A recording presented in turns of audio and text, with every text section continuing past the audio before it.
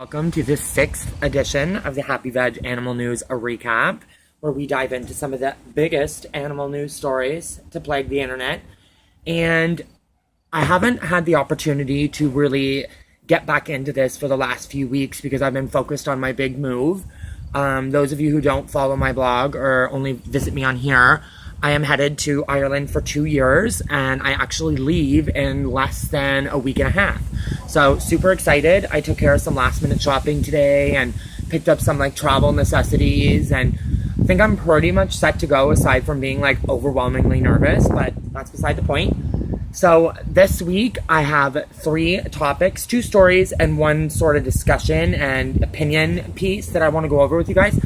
So starting first with a report from the World Wildlife Foundation, and this is actually extremely alarming.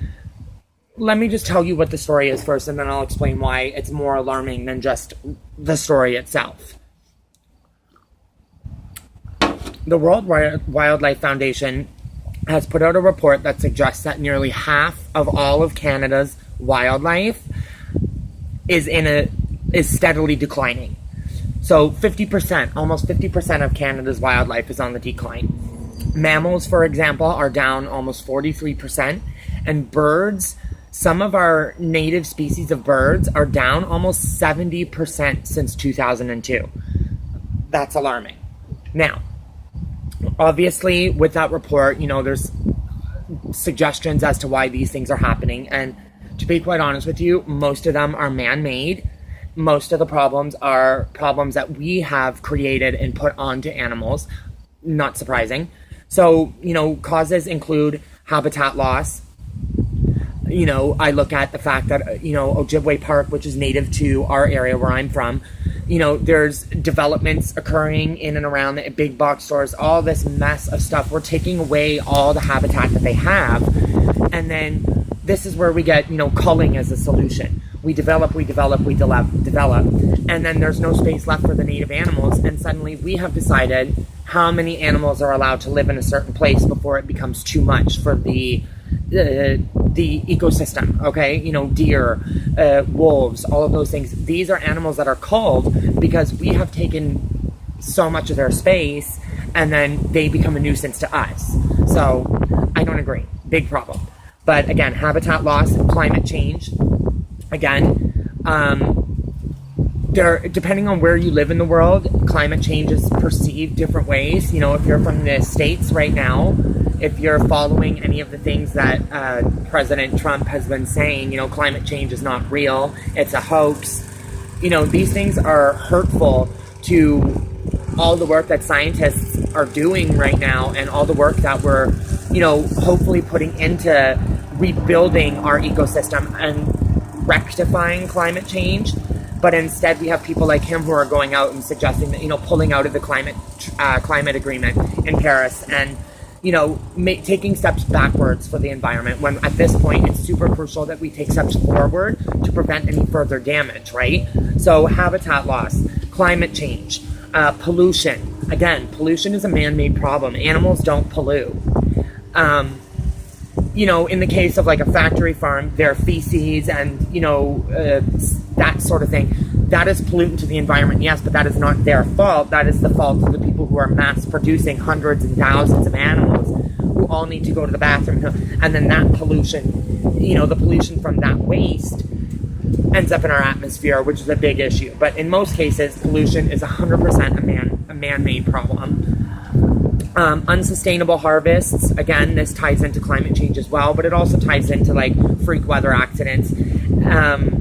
And lastly, invasive species. A few weeks ago I talked to you guys about the call of the gray squirrel in the UK. They're trying to call the gray squirrels in an effort to preserve the native red squirrel's habitat and to, conserve and rebuild the red squirrel's population.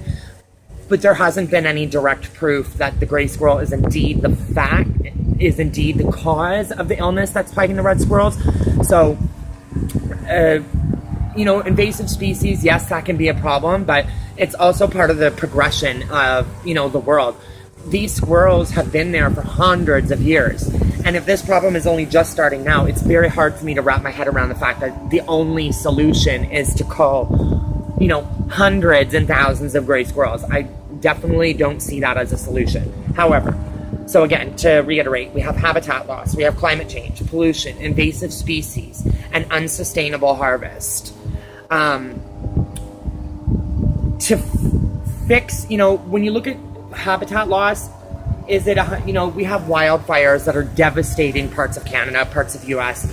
We have overdevelopment that's taking away more and more habitat of these animals. These are real problems. However, man-made problems are the ones that we can focus on and fix. And it's not going to take just me. It's not going to take just, my next door neighbor. It's going to take collectively all of us. It's going to take our government. It's going to take all of us together to work on fixing these problems, not only for the animals, but for the environment. We are seeing dramatic changes in our weather, dramatic changes in, we're seeing ice in the Antarctic. We're seeing ice blocks the size of Massachusetts breaking off. That is alarming. And when we look at the fact that, I think I told you guys about this a few weeks ago, but the sixth mass extinction, there's a lot of talk of that happening right now. The sixth mass extinction. Go online and Google it. It is happening. And it's happening at a rate that, scientists and they're saying that it's happening far too quickly, and that's mostly because of us. So again, it takes contributions from all of us. How do we rectify this? Well, pollution, that's a simple one. Make sure you're recycling. Don't throw everything in the garbage. Make sure you're utilizing your recycling system in your community. Make sure that you're not, I've had friends before throw the garbage out their car window, empty their ashtrays out the car window. Don't allow that.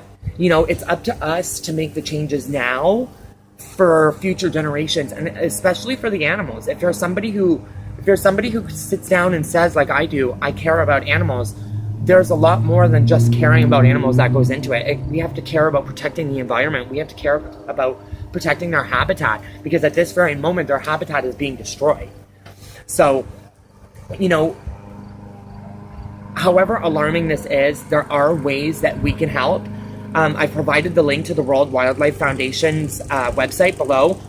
Donations are welcome, but they also have other tips on how to help their organization, which in turn will help the entire planet at the end of the day. Conservation, work towards, rectifying pollution, habitat loss, ways that you can help. So again, down below the link, make sure to head to the World Wildlife Foundation's website. If you're interested in donating, you can always do that. I believe on a monthly or just one-time basis, or you can look at their other ways to help and, contribute. This is not just my problem or the animals' problem. This is all of our problem. Without a functional ecosystem, without a planet that is, livable, it won't be just the animals who suffer. Ultimately, it'll be us who take the biggest hit here, and it won't be us, it'll be future generations, my nephews. I'm thinking about them. I'm thinking about the future for them. So again, World Wildlife Foundation, check out the link below and donate or look at their other ways to help. Jumping right into the next story. I don't know how many of you are familiar with the Endangered Species Act. It was established in 1973 to protect species that were on the verge of extinction. So endangered species that were headed towards extinction. It is currently under attack by Congress in the United States.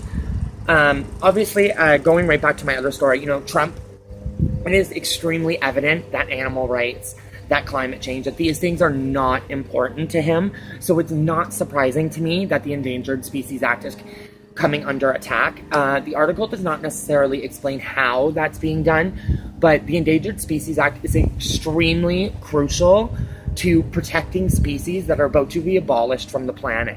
And I've gone over with you guys before, there's a long list of species that are on this list. Can you imagine a world where our nephews or our grandchildren they'll never see or know what a tiger is, or never see or know what a giraffe is, or even in the case of Canada, when you think of 70% of some species of birds that have been almost abolished, that's alarming. These birds, what animals are there going to be left to see?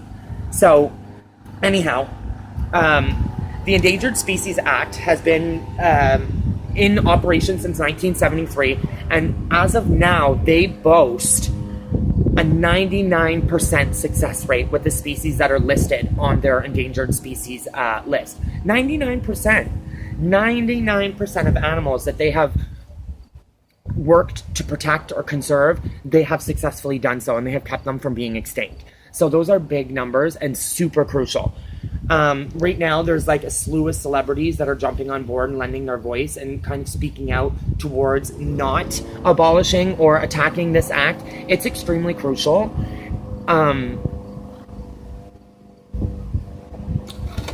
When you look at how many species, they're saying that we're losing hundreds to thousands of species a year headed towards our sixth mass extinction. Okay, hundreds to thousands of species a year are being extinct, some of which before we're even able to identify them. So that's a huge issue. When you consider that the sixth mass extinction is upon us and it's happening more rapidly than anticipated, or than it should be, you have to look at, I think personally, with Trump, and now this doesn't go for just Trump or just the States, okay? Because I don't know if you guys remember, but when I was trying to work on the bestiality in Canada and getting the laws changed, I was in touch with one of my local MPs, and she had, informed me that her group has tried repeatedly to introduce laws that protect animals in different ways, dog fighting, importing cat and dog fur, etc., and they've all been turned away by government. Now, this is just to support my claim. This isn't just happening in the States. It's happening here. It's happening everywhere, all across the world. Animal rights are not where they need to be. And when you look at, like I said, the sixth mass extinction being upon us, we need to be taking preventative measures now, protecting those species that we still have and that there is an opportunity to save. So attacking this act, the Endangered Species Act, I'm just wondering where people's heads are at. There are multiple reports online of the sixth mass extinction. There are multiple reports online about our, species rapidly declining and or becoming endangered or extinct. When you consider those facts, it's super alarming to me that our governments are not more open to animal rights, and they're not more open to protecting these species. When you consider when I was growing up, learning about elephants and learning about tigers and giraffes and all these creatures that I had never actually seen before, just the thought that one day I'd have the opportunity to see them was enough of a reason for me to care. Flash forward 100 years from now, where we're teaching kids about animals that once existed, that's scary. And we need our governments to understand that animal rights are important to us as citizens, that protecting these endangered species, that's important to us as citizens. How can you make your voice heard? Attend the rallies, attend the demonstrations, sign the petitions, be active on social media, constantly reiterate how important it is to protect these species, reiterate how important it is to get involved. If you go online right now, I guarantee you can find the email or the contact information for any person in power at this point. I have done so. I have contacted the Prime Minister. I have contacted the Premier of Ontario. I have taken the steps necessary to find that contact information because it's available to me. So I implore you guys, with things like this, and you consider that we are, rapidly extincting animals. We are rapidly contributing to their, to habitat loss, to pollution, to all of those things. It's up to us not only to do our part, but to spread the word about how others can do their part. Obviously, this ties into my whole doing everything in a positive manner. Attacking people, sharing images of grotesque things, that's not the right approach. You have to spread the message in a positive manner, because positive messages are more well received. People are far more open to accepting an idea or accepting a lifestyle change if it's given to them in a manner that's more positive. So again, get involved. Find your Congress's contact information. Start a petition. Get those signatures and present it. Let them know that their citizens care about animals and care about endangered species. I don't want to live in a world where 50% of all the species on my soil, the soil that I'm part of, I don't want to live in a place where I know that there was a solution, but 50% of these species have now become extinct. or live in a place where the only lions or the only tigers you're ever going to see are in captivity. That to me is not a world I want to be a part of. So again, I implore you guys, get involved. I've attached below the a yellow jacket. Bugger off. I've attached below the International Fund for Animal Welfare, IFAW. I have attached the link to their website. Again, you can donate, but they also offer suggestions on other ways to give or contribute. So look them over, find out how you can do your part, but also continue to spread that message. Spread the message loud and clear. Spread it to your followers, spread it to your friends, spread it to your family. And also, again, look online, find that contact information, and really send that message to your government loud and clear that you're not going to idly stand by while, the nation's animals are destroyed, or while this Endangered Species Act is being attacked, because it is crucial. When you look at a 99% success rate, how can you want to abolish something like that or attack something like that? There's no better, aside from 100%, there's no better success rate than that. So it is super important. So guys, get involved. Again, the International Fund for Animal Welfare, their link is below. Donate if you can, a monthly, one-time donation, or find other ways that you can help through their website. Again, these two stories go hand in hand. It's not just Canada that's struggling right now, it's the world. Like, we're losing animals rapidly, and most of which is preventable. So finding ways to do your part now is the best way to counteract some of the damage that we've already done. Whew, that was a mouthful. Okay, time to get into the very last story. Now, this one here is actually a little bit more personal to me. I'm going to talk to you guys a little bit about the vegetarian and vegan divide. Some of you will be vegans who are watching this. Some of you will be vegetarians who are watching this. Again, I have been a vegetarian for almost 16 years. 16 years I've been, engaging in this lifestyle, sharing animal rights stories, only recently doing movies and such, but 16 years I've engaged in this lifestyle. Mind you, only 10 of them I'd say were I as vigorous as I am now. But the more I've learned, the more engaged I feel the need to be. Being a vegetarian for almost 16 years, I've come across, various criticisms. It's not healthy. It's not a healthy... Ooh, bugger off. It's not a healthy diet. It's not a healthy lifestyle.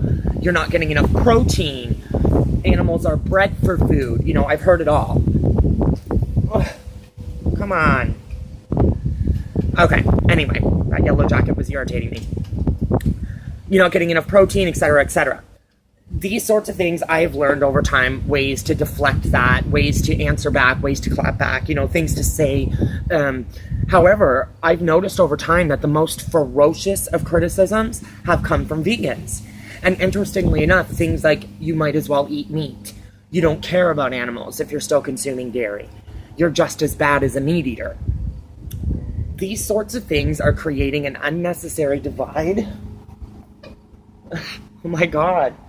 These sorts of things are creating a super unnecessary divide. Sorry, guys. I'm gonna make sure that thing is buggered off now. These sorts of things are creating, attacking each other. This is creating a divide, and it's taking away from what we're both trying to achieve, which is animal rights. Interestingly enough, I'd like to start off by saying, my experience at working at Healthy Mamas, I learned a lot about the different reasons that people become a vegan. And believe it or not, it was my understanding up until that point that everyone who was a vegan cared about animals and animal rights. But that's actually not true.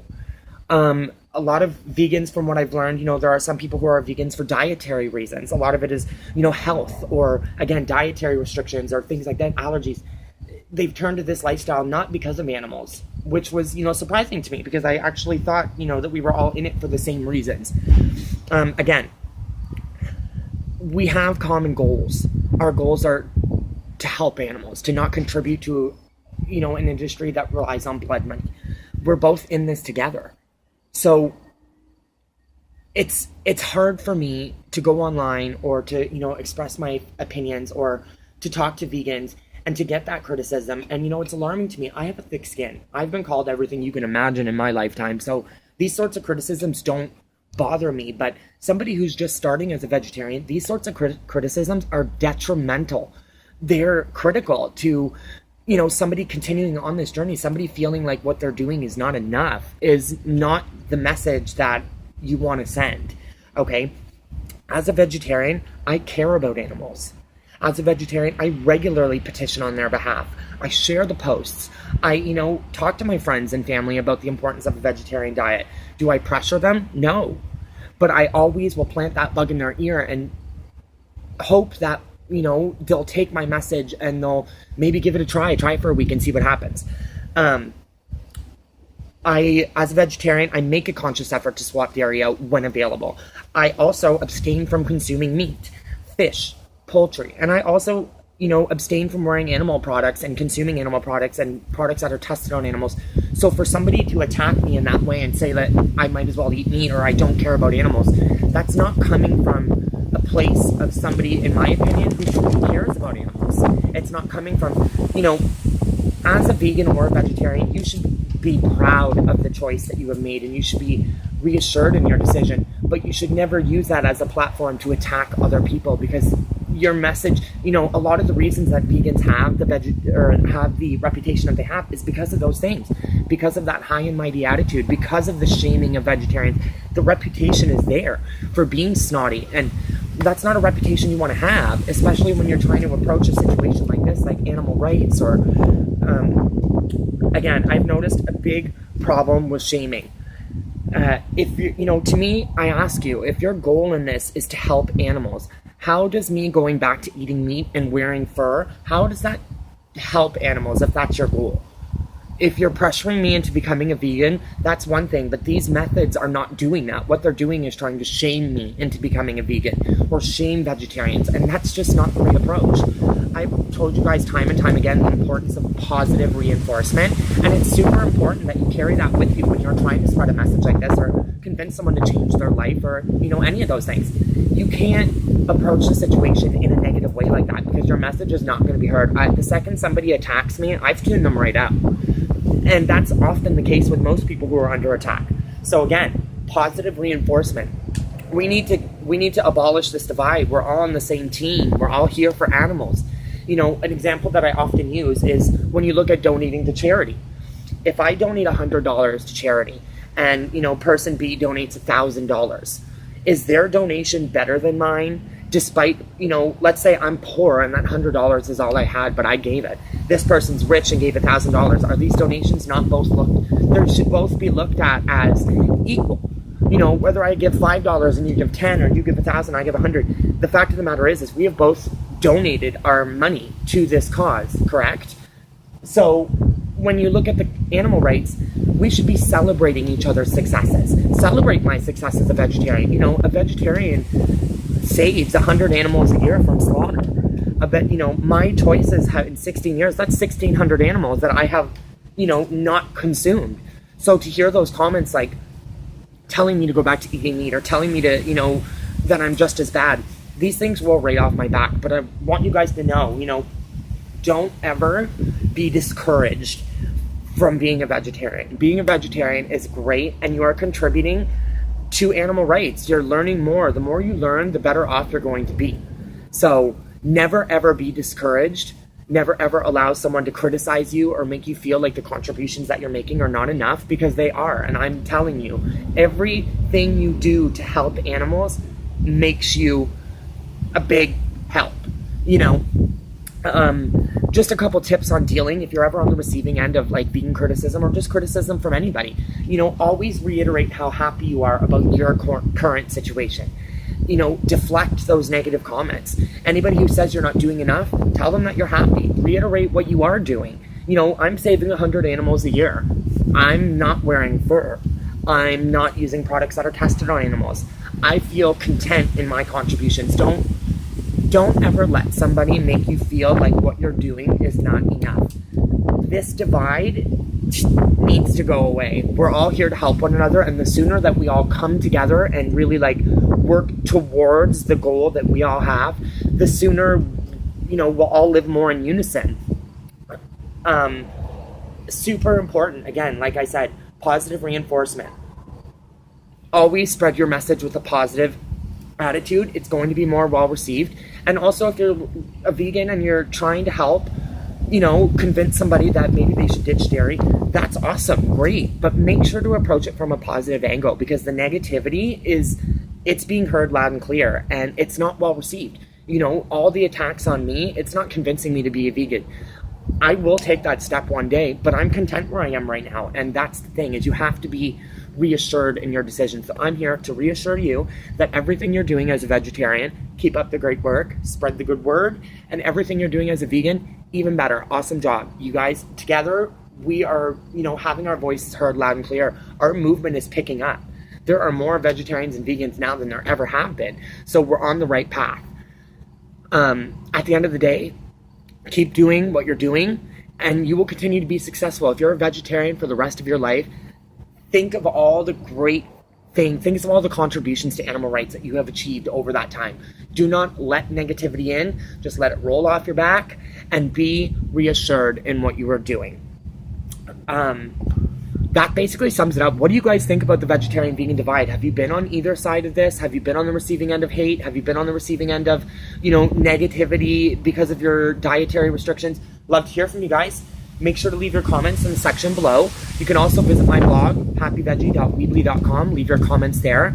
And also check out all my recipes, posts, and everything else. I'm going to be having a lot of new videos coming out with my trip to Ireland coming up. So there's going to be a lot of great things coming up. So make sure to stick with me. And I'll see you guys again soon for another